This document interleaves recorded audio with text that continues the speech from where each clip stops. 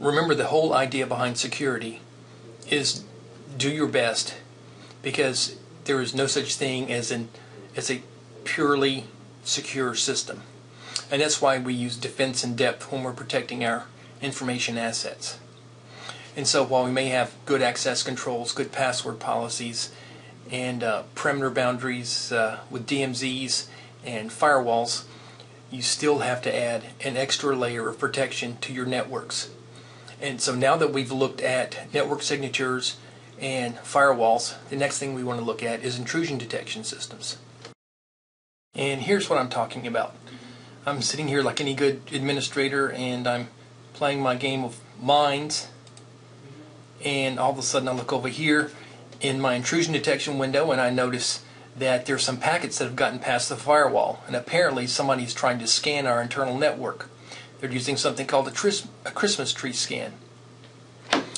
Remember, there is no such thing as perfect security, and that's why that you need an extra layer of defense. And look, there's even more Christmas tree scans going on here. Once again, there's no perfect security. You need many layers of security so that you make it much, much more difficult for the attacker, that once they get in through one layer of security, that they have the additional work to get through the other layers of security, and it makes them want to go elsewhere to attack the lower fruit on the tree, if you will. So let's talk about intrusion detection systems. What is an intrusion? An intrusion is an unwanted or unauthorized attempt by someone to gain access to a computer, and that can be any computerized device, including a workstation, a server, or a firewall, or intrusion detection system itself.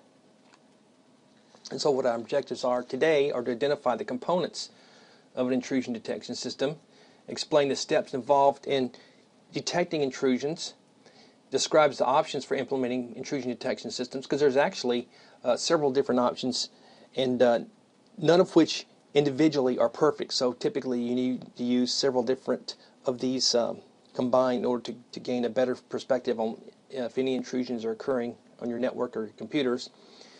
And finally, it will talk a little bit about evaluating different types of IDS products, because that really doesn't make any sense, because these things change so often that if I talk about something today, in 2 weeks or 3 weeks, it will be obsolete. There'll be another product out there. So what I'll do is I'll give you enough background so that you'll have a good perspective on what to look for in a good intrusion detection system. Then when the new systems come out, you're able to apply that knowledge to evaluate these products. Doesn't that make a lot more sense? Okay. Examining intrusion detection system components. So, as I indicated before, a network intrusion is an attempt to gain unauthorized access to network resources. And one of the ways of combating that, or detecting that, or preventing that, or responding to it, is called an intrusion detection system. And these can consist of more than one application or hardware device. Realize that there's some very, very good intrusion detection systems that you can buy that are dedicated to just doing intrusion detection. The downside of that is that they're a lot more expensive than the things that you can do with just, let's say, a medium load computer with, let's say, Snort on it. And also, a lot of times these require training in order to use them appropriately. And intrusion detection systems shouldn't just be thought of as a single box or piece of software sitting on a single computer, but you need to look at the entire network and maybe deploy several different intrusion detection sensors throughout your network in order to find out what's going on in each portion of your network. And then all of those responses can be sent back to a single console, so you'll have a good overall view of what's occurring on your network. And so, according to the author of the book, intrusion detection involves not only just detection, but prevention and response. And that is becoming something that's more important, is being able to prevent as well as to respond to attacks. And one thing you need to understand up front is intrusion detection systems are not perfect tools, and so you'll need to take them, what they provide you, with a grain of salt. So here's a network architecture showing a possible place for an intrusion detection system in terms of allowing it for preventing a network intrusion, detecting it, and then responding to it. And notice here, in terms of intrusion prevention, is that we have something called a firewall. And so a firewall uses rules that are applied against the packets coming into the network to determine whether these packets should be forwarded to the internal network or not. Here you see something called a dual-homed host. And a dual-homed host is a computer or some type of network device that has two different network interface cards, one for the incoming packets and one for the outgoing packets. And so what the firewall rules do is that it looks at each of those packets and determine if it matches any of the rules in their firewall database. And depending upon whether it's a rule that allows the packet to go through or tells the firewall to drop the rule, that determines whether that packet is forwarded from this network interface card on the outside to the network interface card on the inside of the trusted network. So notice here that the first thing we're going to have is going to be a firewall. And for intrusion prevention, here we have outside of that an intrusion detection system, and notice that it's sitting not directly in line like the firewall is. It's actually looking at the packets and taking information here, but it's not actually making any sort of response based upon the firewall rules that are tripped. And the reason is that we expect that the firewall is going to catch most of the nefarious or bad packets that are trying to come through the firewall. However, anything that is nefarious, that is not covered by the firewall, should be caught by the intrusion detection system. And so we want the intrusion detection system to be offline so that it can catch not only the nefarious packets that are coming through, but also for the fact that we don't want anybody to be able to get access to the intrusion detection system and be able to go in and change the rules. And so typically there's a serial connection in here between a computer here and the intrusion detection system, so that this intrusion detection system may not even have an IP address. And the only way to gain access to the intrusion detection system is to actually sit down at a console at the intrusion detection system in order to make any administrative changes. Finally, we have an intrusion response, and that is if an intrusion detection system is, if an intrusion is alerted based upon the packets that are tripping the rules in the intrusion detection system, then there should be some sort of response to it. And of course, there's always going to be a response. Whether that's shutting down a computer, whether that's updating the firewall rules, something should be done. If there is an alert that turns out to be what we call a true positive, that is, when a rule is tripped and it turns out that the packet is of a nefarious or an attack nature, then something should be done about it. What we'll find out a little later is the fact that intrusion detection systems are susceptible to false positives. And a false positive is when the intrusion detection system looks at a packet, determines that it thinks that is part of an attack, when actually it's just a innocuous packet. That is, one that's just a regular packet that has no attack motive. So let's look at the components of an intrusion detection system. We have network sensors, and a sensor is just going to be a software or hardware box that's listening to the packets that are coming across the network. Essentially, they're sensing the packets that are coming across, and they're comparing the packets, the headers, the content, and things of that nature to the rules that are located in the intrusion detection system database. Then we have the alert systems, which are important because if a rule is tripped, then something should be alerted, and there could be varying levels of alerting. For example, there could be, for example, a warning message, or if it appears that there's a really bad attack, let's say a distributed denial of service attack going on against some of your computers, then you may want the administrator to be phoned or beeped on their beeper, should they have one, because it's a critical problem. The command console is just where the administrator interacts with the intrusion detection system, and then you can have a response system as well. And of course, you're always going to have a database of attack signatures or behaviors. And so essentially, you're always going to have these things right there. The response system may be, just an individual responding to an attack. Okay, so what the sensor is essentially the electronic eyes of the intrusion detection system. So if we flip back here, this is a sensor. This is actually sensing the packets that are coming across the network in this part of the network. And a sensor is hardware or software that monitors traffic in your network.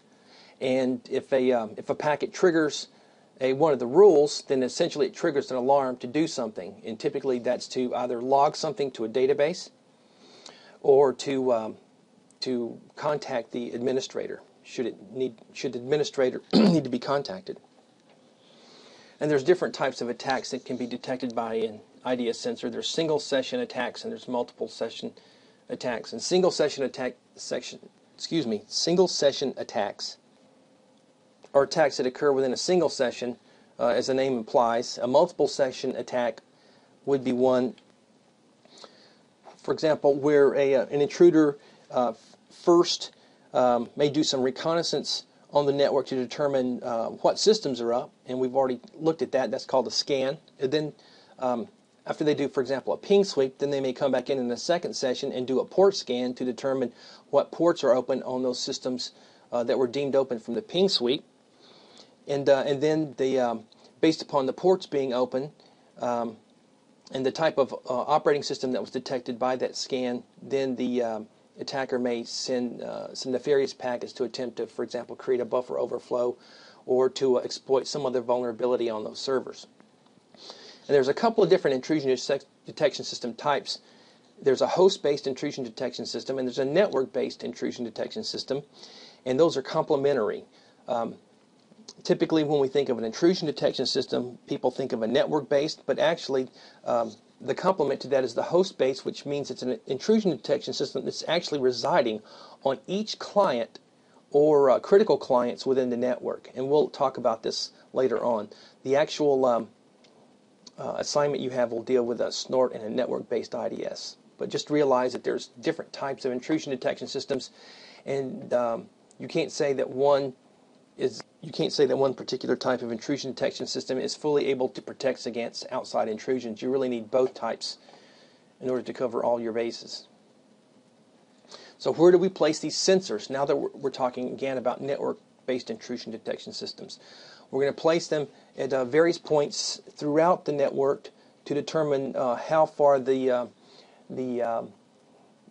packets, the attack packets, are getting into the network. You realize in a very complex network you're going to have multiple layers of firewalls, and you will also have multiple layers of intrusion detection systems. So certain common entry points into the network. Remember, we're coming from the non-trusted outside internet network into the trusted internal network. So we want to put one at the internet gateway. We can put one between connections between one LAN and another. We certainly want to put one at a remote access server that receives dial-up connections from remote users. And we may want to put one at a virtual private network device. The management program controls the console. So you want to be able for an administrator to access each of these intrusion detection sensors from a single console. You don't want to have the administrator go physically to the intrusion detection system in order to be able to access it. Also, sensors should be positioned at either side of the firewall, and that's the first time I've ever heard of that, because typically you want to put the intrusion detection system behind the firewall, because what the intrusion detection system is telling you is if a nefarious packet is getting through your network, through the firewall, that indicates you should update your firewall rules. So it doesn't make any sense to have one on the outside. I'm not sure why the author said that, so ignore it. So here are some of the common places for positioning sensors at points of entry into the network. Option 1, between the dial-up user and the LAN, so you can place one here. Option 2, between the branch network and the local area network. And then option 3, between one subnet and another. And so each of these sensors should somehow be tied to the management console, so that no matter which sensor goes off or alerts the administrator has a capability of actually contacting these via remote access. And I know earlier I said that right here, this may not even have an IP address, and that's a very, very simple way of creating an intrusion detection system. Ideally, though, if you have multiple sensors, then you want the network administrator to be able to access this via their remote program console, management console. Okay, here's a graphic showing how to position sensors inside the firewall in the DMZ. Now this is funny. Notice here that he's showing that you don't want to put the sensor here, because you want because it really doesn't make any sense, because your firewall is the first line of defense here, and so you want to not include the sensor here, because this would go off like a wild man, because this would be seeing all the different packets that were trying to attack the networks behind here, and so you want the firewall to drop those packets that it appears to be non-compliant with the firewall rules, and then anything that's left over that's tripping these sensors means that you have a problem with your firewall rules.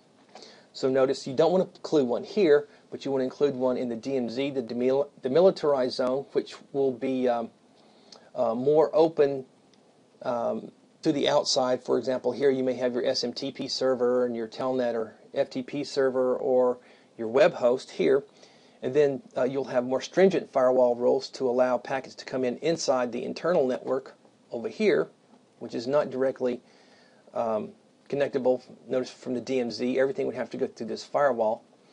And so if you have different subnets back here, you may want to have a sensor here, and you may want to have a sensor here as well. Okay, the alerting systems. Whenever a packet trips a rule, that is, whenever the contents of a packet or some information in the header of the packet, which could be the destination address, the destination port, the source destination, the source port, or the source IP, or the direction of the connection, whether it's coming from the outside in or the inside out, any of the flags that are set, any of those things can trigger an alert message. And there's different types of triggering. There's you can trigger according to the detection of an anomaly or the detection of misuse. And geez, I really don't like that term. Typically, these work in different manners. This detection of misuse, detection of matching of a signature, I think is a better way to say that. So we've actually talked about with Snort. Snort is a signature detection, intrusion detection system. An anomaly, in this sense, means that if this is what the author's talking about, a statistical anomaly detector means that you get some sort of baseline on what your network should look like, and so on a day-to-day basis you'll have a certain number of packets, a certain type of packets traversing your network, and then anything outside of that normal picture of your network is flagged as an anomaly. Whereas signature detection means that each packet is compared to all the different signatures or rules in your intrusion detection database, and anything that matches any of those rules will trigger an alert. Oh, here we go, just defining anomaly detection. Requires you to make use of profiles. That is, there are certain profiles of your networks, there's certain types of packets that will be traversing your network at a certain time of day or a certain time of month or a certain period of time, and those are really base. So in order to use an anomaly detection system, you have to have a baseline of what those packets look like over a certain period of time, and these can be created for each authorized user or a group of users. And essentially what these profiles or benchmarks do is describe services and resources normally accessed by the users during that time. And so if you think about you as a college student, you come in and maybe your classes are during the day, and then at night from 5 to 11 you're on the computer and there's certain websites that you access. Well, you can actually create a profile of you so that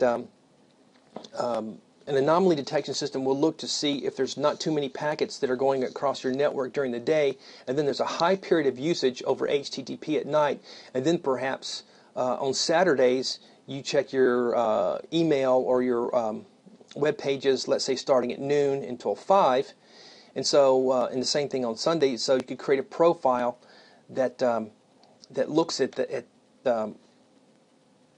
that network usage, and so anything outside of that would be flagged as an anomaly. So as this indicates, some intrusion detection systems can create user profiles during this training period. That's when you create this benchmark or baseline. However, there's certain things that can be problematic, including false negatives and false positives. And I talked a little bit about false positives earlier. False negatives means that is that the system doesn't flag something that it should flag. So that means an attack packet is getting in and is not flagged. It's getting by the intrusion detection system. So a false positive is when the intrusion detection system flags something that it shouldn't flag. So let's say, for example, you have your anomaly detection system perfectly set up for you so that from you have no activity from 8 until 5 in the morning on the weekdays, and then from 5 until midnight you have lots of activity. And let's say for some reason you're home one day and you're sick, and you're using the look at web pages or checking your email, then the anomaly detection system might trigger that as a possible anomaly. And of course this would be a false positive because it's your normal activity. It's just the fact that it's occurring outside the normal benchmarks or baselines that was created during the training period. Okay, misuse detection triggers alarms based on characteristic signatures of known attacks. And so I don't like that use of that term, misuse detection. Oops, let's call that signature or rule-based detection. So we have signatures or rules. So let's just quickly jump to some rules right here. IDSs, Snort. There we go. So the placement of the rules in Linux would be IDSs, Snort, rules. And we look at all the different rule databases here. And each one is a classification of rules. So there's a SQL rules, Telnet rules, trivial file transfer protocol rules, and so on. And so if we want to configure a snort.conf file to use some of these, for example, you may not care about, let's say, chat. Maybe, for example, on a university network, people are going to be chatting. You want to leave that open. So in your snort.conf file, this tells you to include what you. This word include indicates what you want to include for your intrusion detection system rules. So local rules, bad traffic, and so on. And anything that you don't want to include, you can, as we see down here, is to comment out right here. That's what the blue lines are for. You also want to make sure that your rule path, is set up appropriately. Search for rule path, and we see here that it's going to be set up here.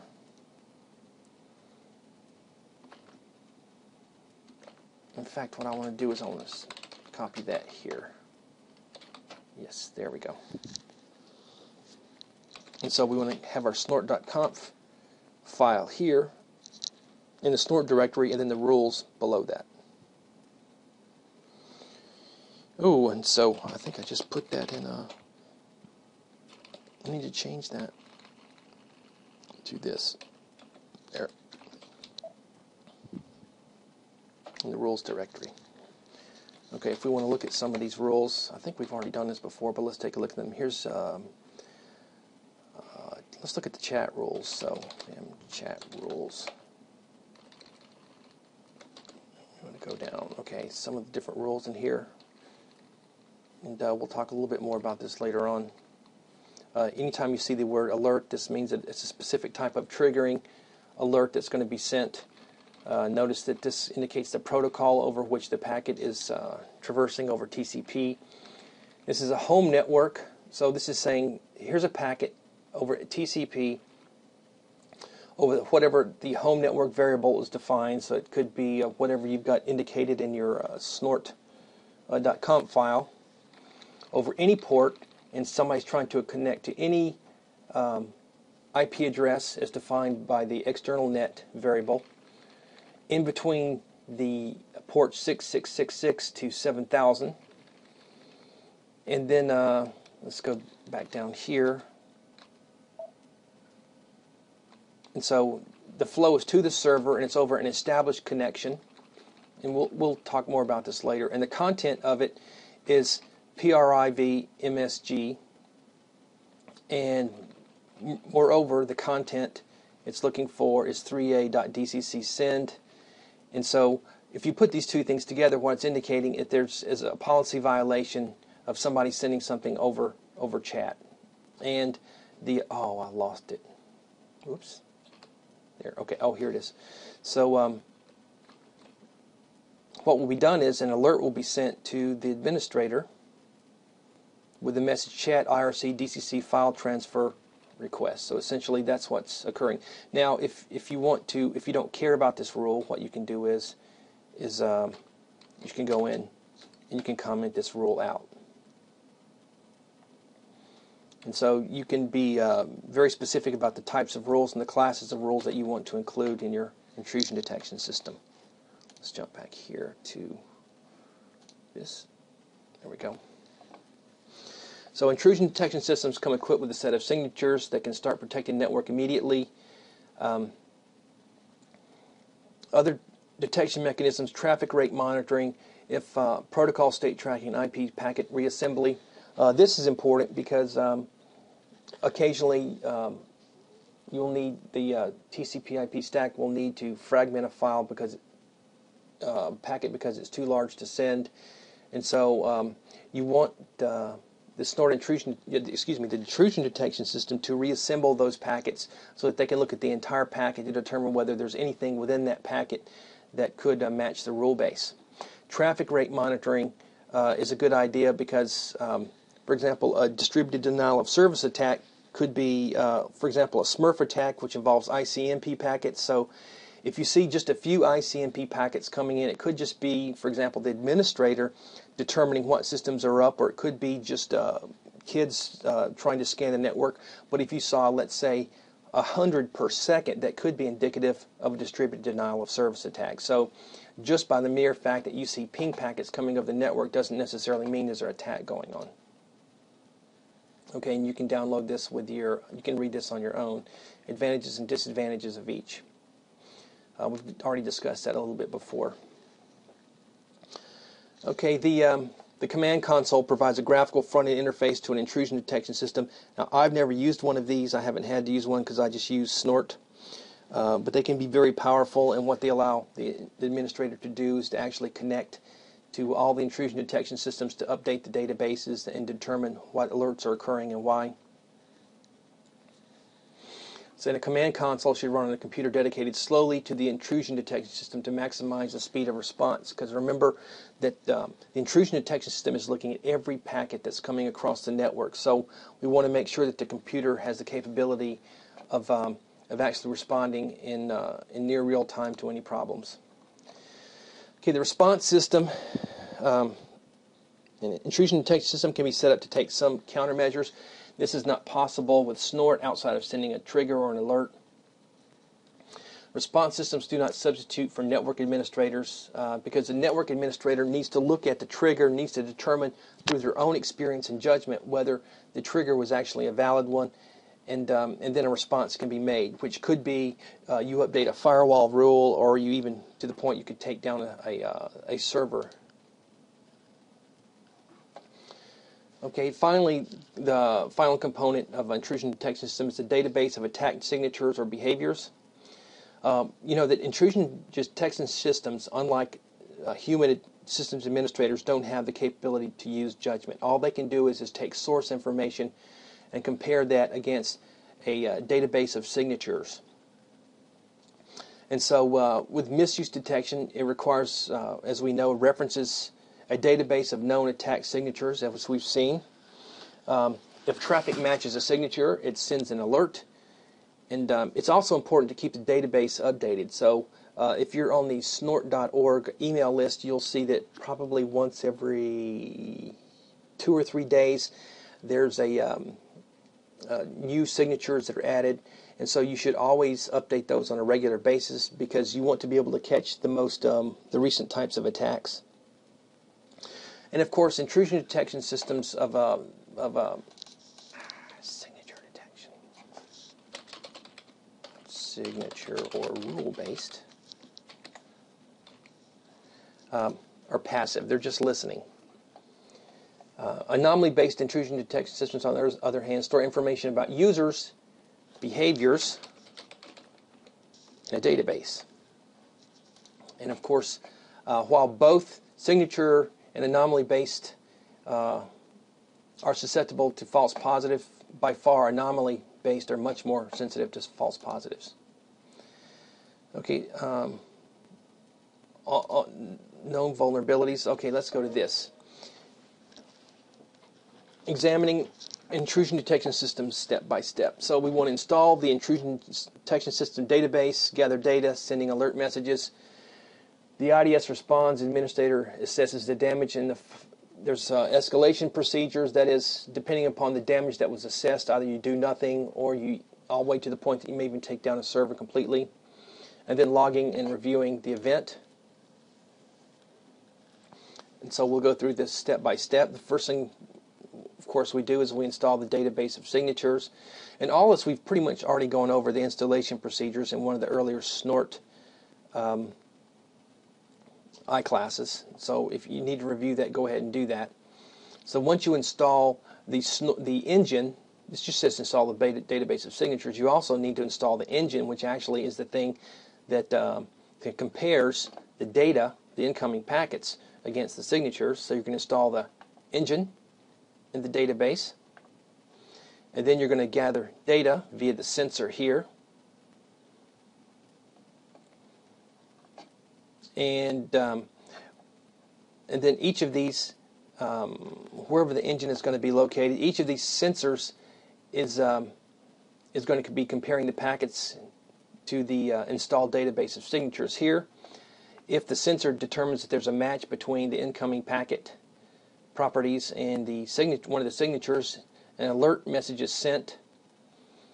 And the alert message can be anything, as I said, from a warning to actually phoning or beeping the administrator if they have a beeper.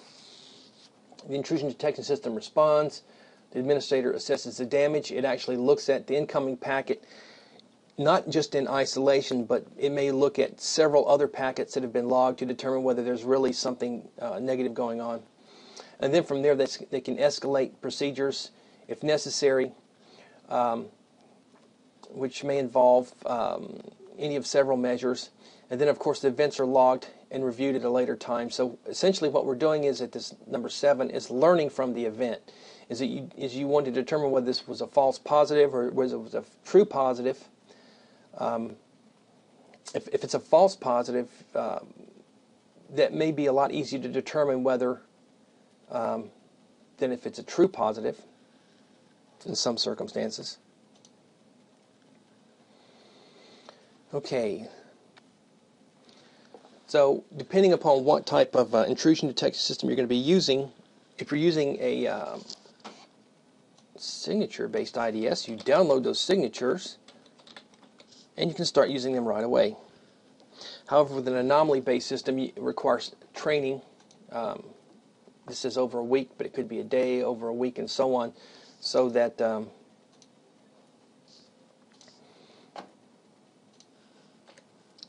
there's a good baseline or benchmark by which the intrusion detection engine can actually compare the packets that are coming in to the benchmark.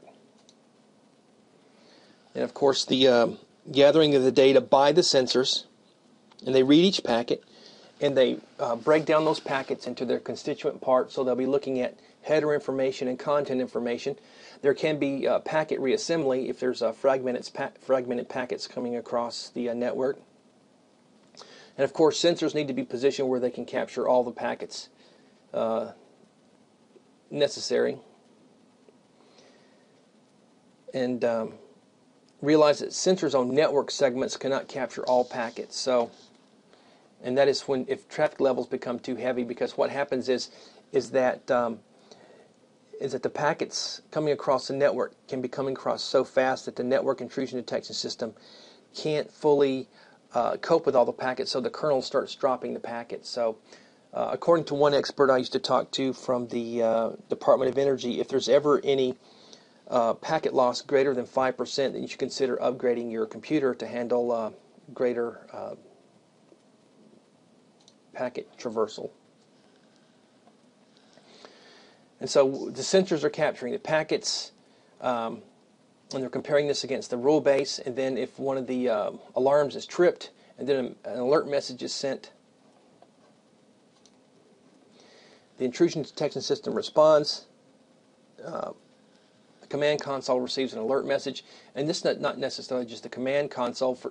You can even set it up so that just something is logged so that the administrator never even is alerted to the fact that a packet tripped a rule. Or if you think it's something that could be especially critical, as I said, you could beep the administrator. And this is just what is indicated here. You can send an alarm message, drop the packet, stop and restart network traffic. This would require, the administrator assesses damages. The alert, and the administrator may look at the logging that has occurred, may look at the firewall logging that has occurred, and then determines whether the countermeasures are needed. And if they are, that means that's an indication to need to fine-tune the signature database or to update the firewall rules. One thing you need to understand is the line between acceptable and unacceptable network use is not always clear. And so this is the case where if you increase the sensitivity of the intrusion detection system, you're more likely to get more false positives, which means that it's going to require a lot of work by the administrator. This is just showing the delineation between acceptable and unacceptable network use. Acceptable network use, use of a network printer, authorized network login, authorized access to a file server. Unacceptable is run an application in an email attachment, access unauthorized database, telnet to a remote host. We want to make sure that we alert and log for these. And this says to allow it to pass. Through here is for the authorized use, but not allowing for these unacceptable network usage to pass through. Once again, this could only occur if this intrusion detection system is in line. If it's like we saw in the earlier graphic, everything would pass through. However, for these packets that were involved in this behavior, those would send out an alert and be logged. Okay, based upon what the system administrator finds out from reviewing the logs and the alerts, there can be an escalation procedure, which is a set of actions to be followed if the IDS detects a true positive, that is, it is a true attack or true misuse of company resources. And of course, the escalation procedures, that is what should be done depending upon what rule is tripped, should be spelled out in company policy. It shouldn't be up to the administrator to just ad hoc come up with some sort of escalation procedure. And of course, you can have various incident levels from level 1, 2, 3, or if you want to call them blue, red, green, or like we do our threat levels. But it just indicates the various degrees of threat that are occurring. So, for example, something that might be small might be managed quickly, or you might even ignore but just note it in your log. However, something down here, level 3, that could represent the highest degree of threat, might be a distributed denial of service attack against your e-commerce server, and so that would mean throwing more resources into the incident. Finally, logging and reviewing the event. The IDS events are stored in log files. In Snort files, they're called the file alert, A-L-E-R-T. In Windows, I think it's called snort.alert, but under Linux, it's called alert. Or they can be stored in databases, which is really neat because then you can go in and look at various trends and such, and I'll actually show you how to do that later on. There's actually add-ons, free add-ons, where you can take the alerts that have occurred on your network and run them through this free add-on, and it comes up with like a nice graphical display of the types of attacks that occurred against your network. And it's great because it's free. So the administrator should review logs to determine the patterns of misuse an administrator can spot a gradual attack, which that's really hard to do for an administrator, because you could have